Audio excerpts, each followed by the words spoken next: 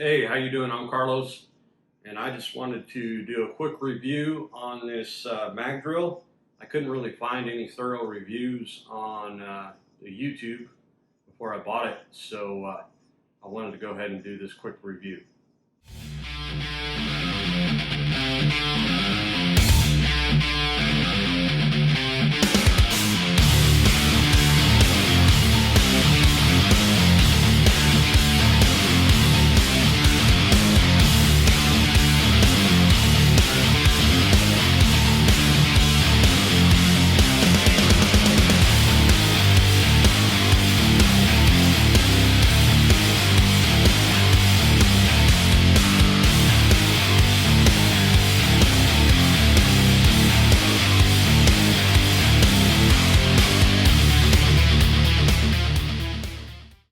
So what this is the ZELCAN brand. I'm sure it's an Amazon brand mag drill, and it came with 10 of the annular bits, and their size is 12 millimeter up to 27 millimeter. You can do the conversion on that for imperial measurement, but it also came with a chuck, a regular Jacob style chuck attachment, which I never have used, with an adapter, and it comes with the chuck key and a couple of Allen wrenches that you need to install it. You also need an Allen wrench to install the annular bits in the standard chuck. This drill features, it's a mag drill, so it's basically got an on and off switch for the magnet, and your on and off switch for the power for the drill head, and then it has over here a bottle for your coolant, your drilling coolant, and a hose. On the bottom of this bottle is a little valve to control the flow for the coolant, and the coolant goes through a fitting down here at the top of the chuck.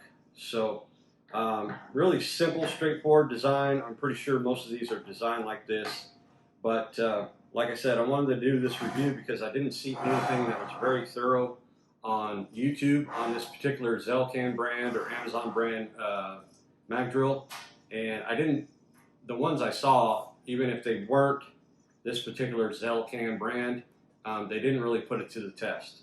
So what I did was I have a piece of 5x8 half-inch plate that I'm using to build a chassis table out of, and then I also have a smaller it's about 50 inches long piece of half-inch plate. What I wanted to do was essentially build my own fixture holes or fixture type welding table out of these two pieces of plate, and I thought, well, mag drill is probably the best way to do it. And anyway, that's what I chose to do. All these holes I drilled are 5/8, or they're 16 millimeter. And you know what? I was really surprised. The drill held up great. I've got over 163 holes on the original bit that the drill came with. So all total, what I did with this drill, I got notes here. All total, what I did with this drill within the last 2 or 3 days is drill 307 holes, 5/8 in diameter through half-inch plate. And yesterday alone, yesterday morning, I did 167 holes in one sitting. Yeah, it's tedious. It takes a lot of time, but as long as you got the coolant flowing, and for the coolant, what I use is this slugger cutting fluid. I cut it like 6 to 1, 6 parts water, 1 part fluid, and mix it in the bottle. As far as a review for the drill, my main complaint or criticism is that this screw that holds this kind of chintzy little bottle bracket on did not come with a drill. I had to figure out my own screw and kind of run it in there. I didn't have a particular screw that matched this thread pitch and size, and so it didn't come with that, so I had to source my own or use my own. And my other complaint would be mainly this bottle. This bottle is kind of chintzy. The bracket's chintzy. It's this is the way they want you to mount it according to the directions, and it took a little time to get this little valve and the coolant flow the way I wanted. I was making a complete mess at the beginning, but I kind of got it figured out. You just kind of have to do it through trial and error. And really my process was I had all these holes plate marked. I center punched all the holes where they were located, and my process is to just basically you run the drill bit down where your hole is going to be located. The angular cutters have a plunger in it, so the plunger, it sort of acts as a center for your hole, but more importantly what it does is it plunges up this way and it opens a valve within the chuck to start the coolant flow. So the coolant, you push this down onto the surface of what you're drilling, the coolant starts to flow and sort of make a puddle around the drill head, and then you turn the drill on and go to cutting. As soon as you know you got coolant flow, you're cooling the bit, you're lubricating the bit, and like I said, the original bit, 163 holes with this original bit before it really started. It was still drilling. I mean, it started feeling like it was taking a little bit more force to get it through the material than, when it was new. So I went ahead and bought some other, because all these holes are 5/8, I bought a couple more 16 millimeter angular cutters to replace this one, because I knew I wasn't going to be able to drill all the holes with this. I